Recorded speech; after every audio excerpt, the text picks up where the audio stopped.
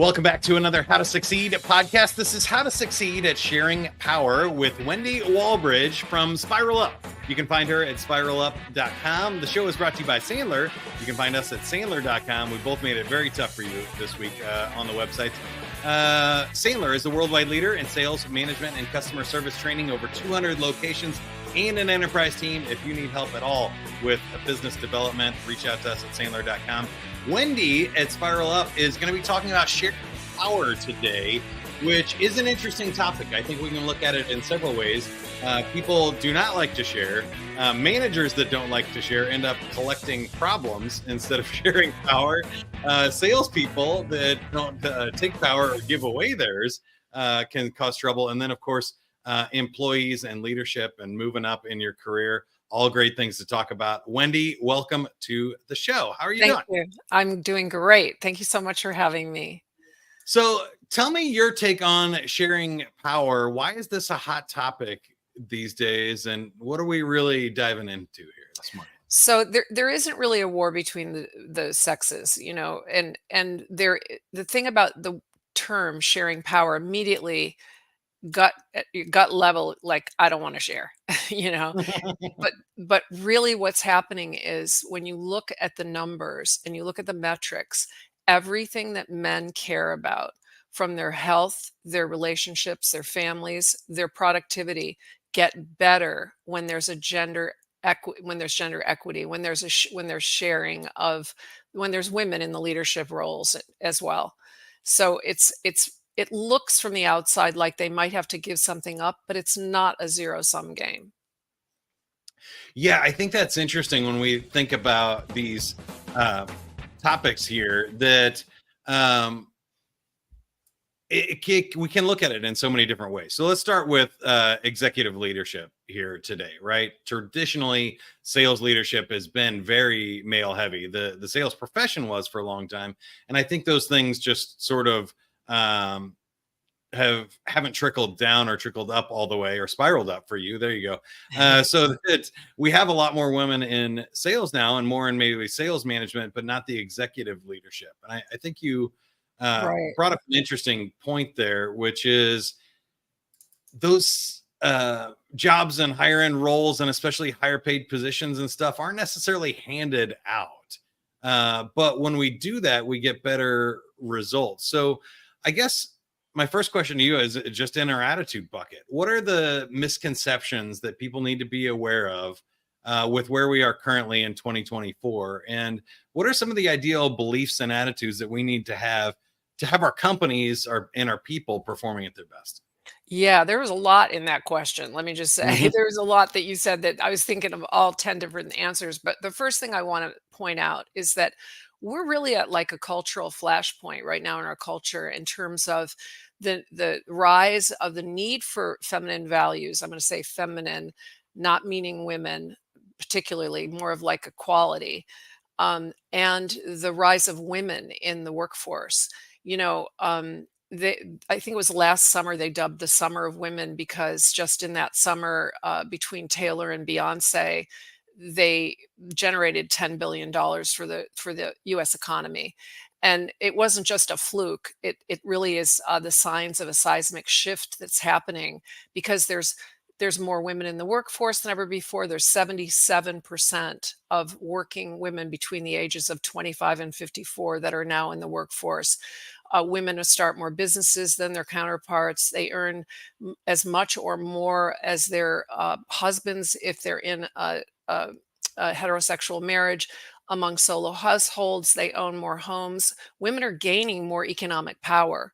So, and by the end of this decade, a 2020 McKinsey report found that women will be poised to control much of the $30 trillion in wealth expected to be possessed by baby boomers, because the men die younger and they transfer the wealth to Mm. their partners. So it moves into the hands of women. So what that amount is, just for you to get your hands around it, is equal to the annual US gross domestic product. So here's the thing. Here they come. Women are moving into leadership positions, not so much leadership positions, and I'll get to that, but they're moving into the workforce and gaining economic power. They're gaining voting power. They're gaining buying power. So, to not notice this and to not be welcoming women into the leadership positions and into management positions is kind of a missed opportunity. You know, Yeah.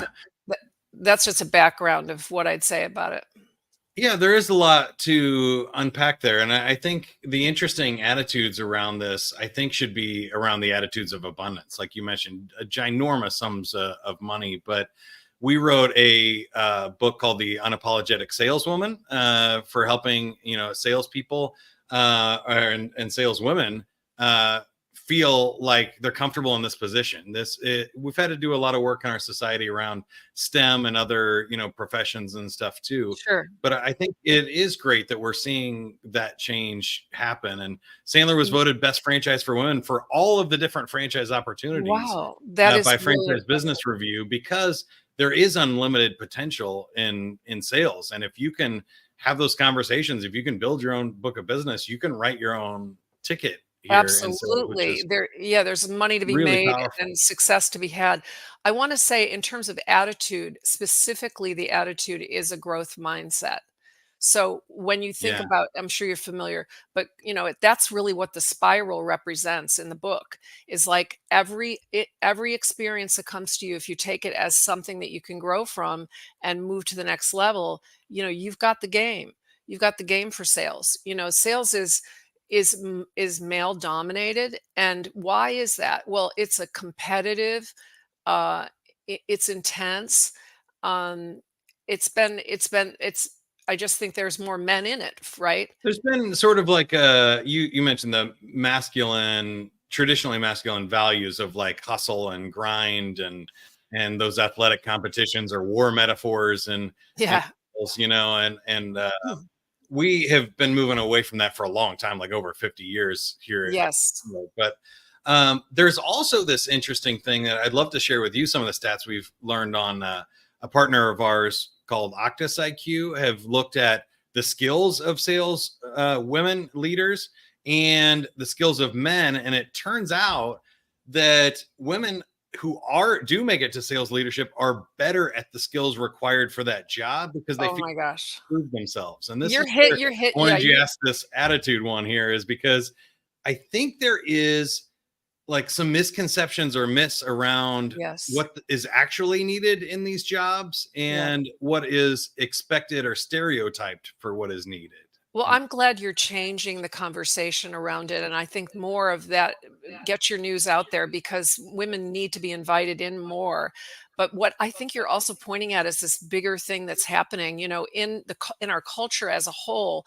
We've been over-indexing on, results and scale and prioritizing profit. There's a fundamental shift happening in our culture that is centering on relationships and connection, which really, what is sales? More, if it's not starting with that, what is it? It's Yeah. definitely, it depends on that. So I wouldn't say that I could call that way of being feminine, but that doesn't mean you have to be a woman to embody it or that all women do. It's really a quality of relatedness. And when I listen to your other podcasts, in the one on influencing, like the core beginning is building affinity. You have to build affinity with your partner, your person, before there's anything can happen. But a lot of guys don't have not developed their EQ.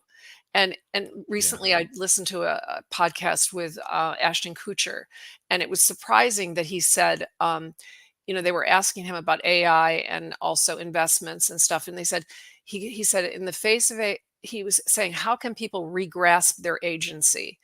And he said, true brute force intelligence still is highly valued, but sliding up the value chain is EQ, empathy.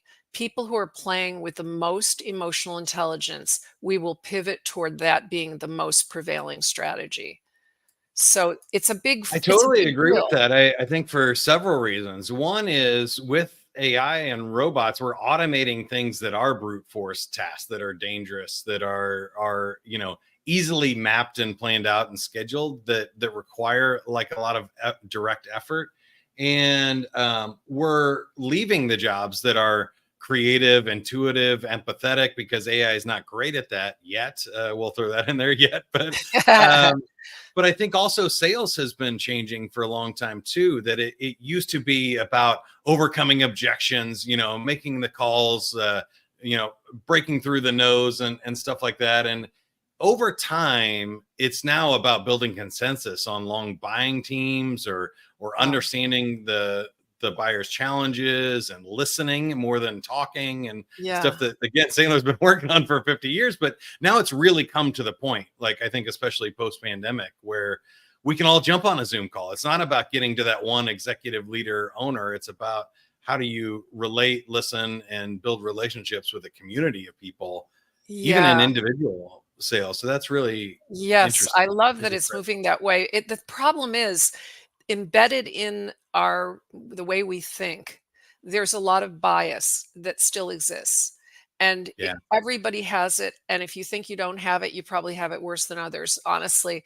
Um, it's both in women and men, and women lose out as a result of that. One of the things we find a lot of when we research all across the board from our own we I've been basing my research on the last 10 years of working with a top global tech company, the men and the women separately.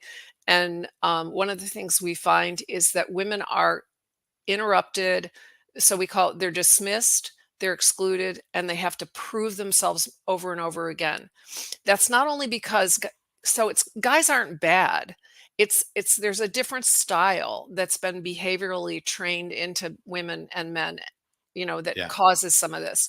But if you're not aware of the fact that you have some bias, it can really work against you in terms of including the women and bringing them up through the ladder where they'll help your company. Yeah, so I want to talk about that. And I think we've already transitioned a little bit to the behavior bucket here, but this is our goals, plans, and actions. I think sometimes people have a trouble with this when we're talking about inclusive leadership or hiring, or empowering different groups, whoever they are. We start thinking of the goals as equal numbers or equal pay and things that we can measure. But really, I like what you said about sharing power here, and maybe Yeah. some intangible stuff about really focusing the metrics, maybe less on like hitting a quota and more on hitting our business goals and our relationship goals, and our resetting some of those goals, like you said, from maybe sheer numbers to things that are more long term and abundant focused, if Yeah. that's fair. So Well, tell us, yeah. how would you recommend where people start, or you know how we can do this if we want to build the best team possible or the best business possible? That's a big question. I mean, I think the first thing is, if you want to have an inclusive, like you said, inclusive leadership, you've got to look that some of the best people that have the best ideas are quieter, are don't have the same style as Mhm. some of the people that have been known to be the best sellers. And often there are some behaviors that go on in the meetings that you have to really pay attention to and address to be able to have people feel included. One of the things that you want to notice is interrupting, talking over, the loudest voice wins. Those things you got to kind of police that a little bit so that the you can bring forward some of the best innovation that's going to happen as a result of this, changing the culture of the dynamics. I think that's a broad answer to what you asked. Um, there's some very specific things that men can do to include women better, like offering appreciation liberally, being the two biggest ones are sponsorship and mentorship. So let me say this: sponsorship, mentorship, talent reviews. When you're in a talent review, to be really conscious of what you're saying, and is there a person that you could be sponsoring and bringing forward in terms of speaking good about, that has done well, but it doesn't blow their own horn very well, you know? Talent reviews and stretch assignments. That's another one that's the Hmm. research shows. So like really looking for people that have potential, but maybe See, here's the thing about women that's really interesting. When you look at they do assessments. Uh, Men assess themselves as better than other people assess them. Women assess themselves as not as good as what other people judge them as. So if you've got women that think they're not as good and men that think they're better, what's going to happen? You're going to get more than men because confidence is such a key to rising. And so in our programs, we work on empowering the women, having them give voice to their what they want to create, their ideas, what they want to do. And the men, we're teaching them how to, hey, first of all, you're not going to fix it because they want to fix it right away. That's the first thing. Mhm. We say, hey, just don't try to fix it. First, just look at the landscape. Be aware of your own inclinations, your gut response to jump in or to, as men are great, they want to fix it. But in this case, it's better if they can always ask. Like if you notice somebody's quiet, you don't just volunteer them to the next meeting, because that could Yeah. make them really uncomfortable. But you might ask them, hey, would that be something you would want me to do? So a lot of it is about consent. It's really at the bottom line. And but it's about really engaging the quieter voices of people that might not, and amplifying the ideas of women that have good ideas. Yeah, I love all of that. I think it is a two-sided issue, and obviously we're not talking about any one individual. These are pretty broad, Oh yeah. stereotypes and things. But because I think it goes both ways. I think for a long time we've thought salespeople are those pushy, loud, fast talking, polyester wearing, business card slinging, Wolf of Wall Street stereotypes. And the best salespeople are not that. Those are the ones that you see Totally. as salespeople because they're so obnoxious you can't not see them. But the best salespeople you never see coming. They're the ones that are Wow. quietly asking questions, and they're They have listening, and they're EQ. influencing, and yeah, they have Yeah. EQ, and they've learned that. So I think what I heard in your answer there is we need to really, through some of these objective assessments and other things, look at who is actually performing. What skills do the people who are performing best in our organization have? How do we amplify those, regardless of who's bringing them or how loud and obnoxious they are, or whether we're um, uh, recognizing them? And then I think also there is something to be said for beliefs here that, Oh, like you mentioned, definitely. some of these things are stereotypes where I've heard a lot of the, and who knows if any of these stats are true. I've heard everything on both sides, but I do think one of the things that happens a lot, especially in like equal pay, is that women don't ask for enough, or they don't ask for raises as much as men. And Absolutely. so there is like a education to be done on both sides. So like Well, realizing that women need to ask more and men need to like offer more if they want to keep good people w- and stuff, because they're actually, not going to be as aggressive about it, right? absolutely. But here's the thing. Actually, the research shows that women ask for them as much as men, but they get Okay. them 7% less. Hmm. So it's, there is this thing about bias is like deeper than it runs real deep. It runs real deep. I don't know if you've ever talked about the word privilege on here, but what is privilege? Because people say, well, like, oh, I don't, they came up through their bootstraps and are like, well, I don't have any privilege, do I? But privilege is a really sneaky thing. It's like it exists without us really being so aware of it. I want to give you some examples of that, just because I think it's underneath a lot of this. So if Hmm. you let me just see my um yeah, if you think if you don't have to worry about securing health care for yourself, that's a privilege. If you don't if here's one, if I should need to move, I can be pretty sure of renting or purchasing housing in an area that I can afford.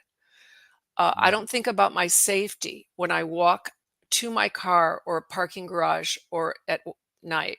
I can go running alone, pretty well assured that I will not be followed or harassed. I can turn on the television or open the front page of the paper and see my gender or people of my race widely represented. And I am never asked to speak for all the people in my racial or gender group. Those are just some examples. Do you see they're kind of hidden in life? That we do come in with some privilege, and knowing that, it gives you a different, it widens your perspective. Those are the deeper beliefs I think that we have to examine, to know that a lot of us, are walking in with privilege. If we have an education, we have privilege. If we have a family, if we have two parents, we have privilege. And we don't realize that. And I only point it out because I think I'm talking about marginalized groups that could be really good salespeople, but that Mhm. maybe just don't get as good of a shot in organizations because they don't look like the dominant group. Yeah, well, I'll highlight one there too because I'm on the sales and marketing board of the largest community college here in Kansas City, Oh, wow. and the community college talks about the education one all the time too, which is every job listing lists bachelor's degree required now, but they're giving associate's degrees away at a community college. And would you rather have hire a salesperson who maybe went to school for 2 years and then sold for 2 years, or somebody that went and studied sales for 4 years but hasn't sold anything yet? I Well, think you'll be glad to know sales that. is a performance, like merit-based business. This is going to shake out. We don't need to require a master's degree for a sales entry-level sales position Thank you, and because stuff. And those are some things that I think, especially in hiring, that we can change to give more people opportunities, and then find out who can and will sell and are you're willing ahead to. of the curve. First of all, I hope you could, maybe this is good news for my nephew, my son, who is not going to college. And he's still trying to find himself, but he's really good with people. And I think I just read some research saying that the associate degrees are becoming more of like that, plus trade, are becoming more popular in the US. And it's exciting, because I agree with you. Like, is it really necessary? Trades are To, really awesome. I mean, sales is a skill. And just to hit one more thing on this topic, because it is a little bit of a passion of mine too, is that they're saying, the average person has 7 to 9 different careers in their life or different jobs. Kids graduating today, 4 of those jobs haven't been invented yet. wow. Like being a podcaster wasn't a job when I graduated No. college, right? Wow. So Yeah. really, wouldn't it make sense to go get some certificates or 2 years of education, then go learn and then go back and do another course on what you need to learn next? Like AI wasn't a job 4 years ago, and now it's the most needed skill that we have in our market, in my It's opinion. true. So I think those are really interesting things that we do need to continue to challenge our biases and our expectations of what success looks like, and especially successful young people, because Yes. it's the world is different than it Yeah. was 5 years ago, for I sure. love that you're on the board at a community college, because that really gives you keeps you in touch with what's really happening. And it really is, it's really that growth mindset too. Like, if you're continuously learning and you're paying attention to what's coming instead of just being in your own little world, you're more likely to catch the wave and be on the cusp of what's coming next.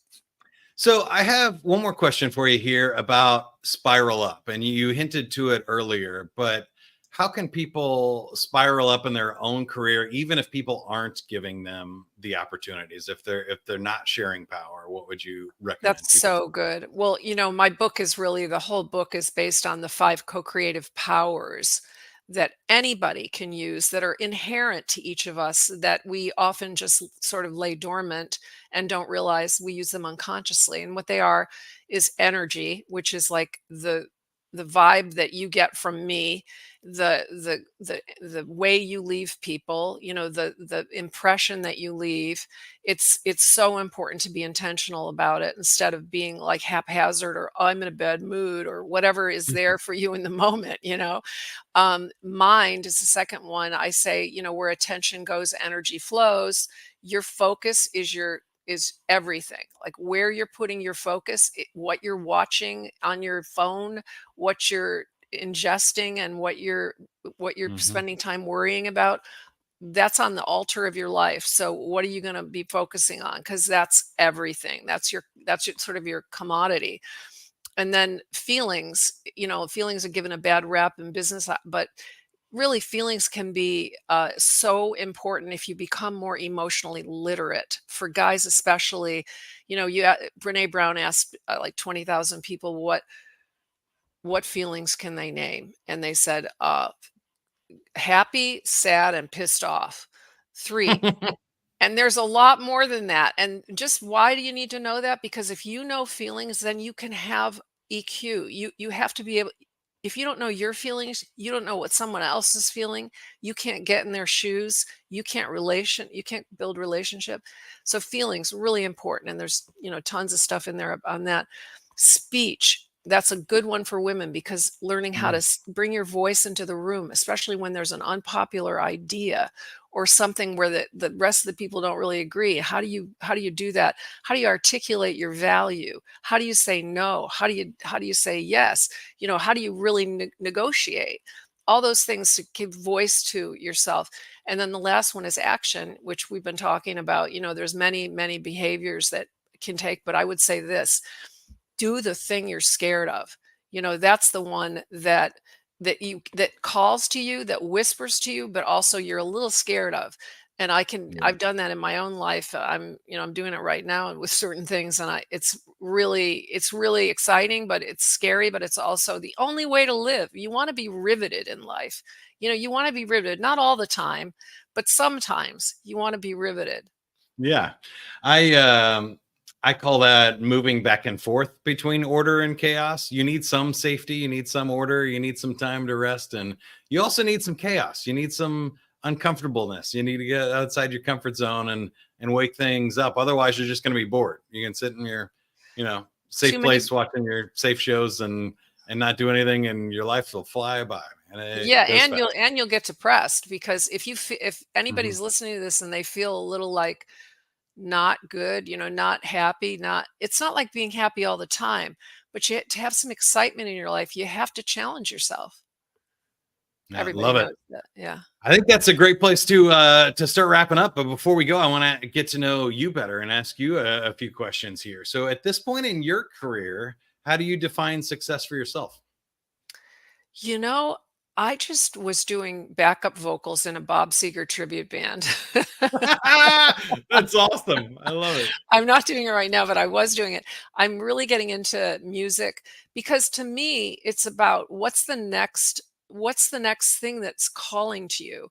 And it's not, I'm still doing business and and it's going well, but my son moved out when he finished high school and it gave me more time. And I was like, first of all, I moved to a place where I could hold gatherings, more people, and so I've been having like parties and yoga classes here, and I live on the water. So I think the thing is success is personal, but it's really about it's it's not just about one thing. It's about many parts of us. We have many parts of us, Yeah. and it's good to listen to those parts and try to fulfill them. Yeah, so many times we ask or questions, or we think there's one right answer, and it's a yes and both sort of situation with life and fulfillment and happiness. I like that answer. In your career, what was the biggest hurdle you had to get over? Maybe a failure you're most proud of, or something that you struggled with in order to be successful. Yeah, well, I got a blood disease when I was 24 and was Mm. diagnosed with lupus and told that I would have it for the rest of my life. And that really was I had it for 14 years, resulted in a kidney transplant and Wow. a successful kidney transplant. And it changed my life. It was brutal to have, but I just really focused on not the whole time because at the first I was in denial and I'm like, I hate this. But it was eventually I got that there was something I needed to do internally to really understand, what it was that was happening to me, but also what I wanted. And I received this miraculous 6 antigen Amazing. match kidney transplant from a donor that radically changed my life. And the struggles of having a chronic disease where every single day you don't know the symptom du jour and what you're going to feel, and not being able to promise that you can even be anywhere at any time really taught me, first of all, to be autonomous and independent, and how could I still be creative inside of that world, but also so much about inner authority and self-compassion Yeah. and like that. That's a great answer too. I think physical challenges really do help you redefine the box and what's possible a lot. I appreciate you sharing that. The other one I would say is I don't know how yours expressed, but I've had a lot of experience with internal diseases or hidden diseases. And when people can't see you walking with a cane or a walker or something, they don't realize that you're sick. And it can give you a lot of insight into what we've been talking about today, assumptions and biases and privilege. When you realize that just getting up and walking or going somewhere is a privilege, that it's not a It's right so and stuff, true. it can really bring a lot of awareness to yourself. And So to I have appreciate compassion you for the highlighting. person next to you that or the guy that cut in front of you, because you don't know, that guy could have just had the worst loss ever. And to remember to not compare your insides with someone else's outsides, that's Mm, really important because people are walking around with pain and we don't see it, like you said. And yeah. it self-compassion and compassion for others is a huge, huge part of the feminine. And last one, do you have a favorite quote, motto, or mantra? I'm laughing because I was looking for my quote at first, but the quote I would say, I'm just going to say it off the top of my head, which is like, when you think about what you want to do in life, pick the thing that scares you because that will Mm. be the thing that is going to give you the most growth. That's one of my favorite quotes too. I love that. You know, courage isn't the absence of fear; it's doing it scared. I forget Oh, who I said that love one too, but that. that's one of my favorite I love quotes. that. The ability to do it scared. So great Yeah. stuff today. Check out the book, Spiral Up. You can also go to spiralup.com, look at consulting and speaking and all kinds of help executive coaching with women in leadership, inclusive leadership, and helping your company spiral up.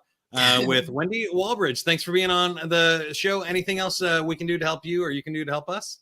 Mike, thank you so much. It's a pleasure to be here, and I'm thrilled to talk with you. I guess I would say one more thing. There's a podcast. We 5 episodes of my podcast on Apple iTunes. I guess that's where you would find it. Yeah. And also, there will be eventually in the fall. We're going to be offering a Spiral Up coaching group for a small group of women that want to work together to bring their next level of the spiral.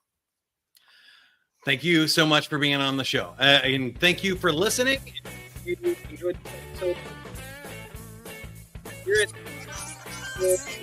If you need help with sales, leadership, customer success, reach out to sandler.com. Over 200 local businesses. Wow. And an enterprise team. So if you have multiple locations like Sandler or hundreds of people in your sales team, happy to help there too. Reach out to us at Sandler.com. Until next time, whatever you are, be a good one. Bye, everybody. That's great.